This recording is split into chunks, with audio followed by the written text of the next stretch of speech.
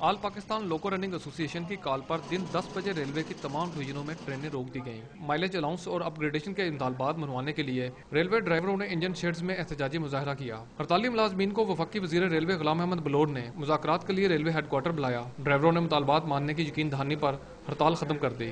اگر ہم یہ دیکھیں گے کہ ہمارے ساتھ زیادتی جو ہے دوبارہ اگر ہونے کا امکان ہوا تو یہ پھر بھی کھڑی ہو سکتی ہے۔ 4 گھنٹے تک ریلوے سروس معطل رہنے کے باعث شالیمار، تیز گام، کراکرم، کوئٹہ اور جعفر ایکسپریس سمیت مختلف سیکشنوں پر چلنے والی گاڑیاں 6 سے 10 گھنٹے لیٹ ہو گئیں، جس سے مسافروں کو شدید پریشانی کا سامنا کرنا پڑا۔ یہ بہت پریشانی کا ہے۔ میں ڈسیبل پرسن ہوں اور میں نے 2 دن بعد واپسی بھی آنا ہے۔ لیٹ سپوز اگر ان کی کوئی ڈیمانڈ ہے بھی تھی تو یہ گورنمنٹ کو چاہیے تھا کہ ان کو ارینج کر دے، لیکن جو مسافر آئے ہوئے ہیں ان کو اس قسم کی پریشانی سے ان کو دوچار نہیں تھا کرنا چاہیے۔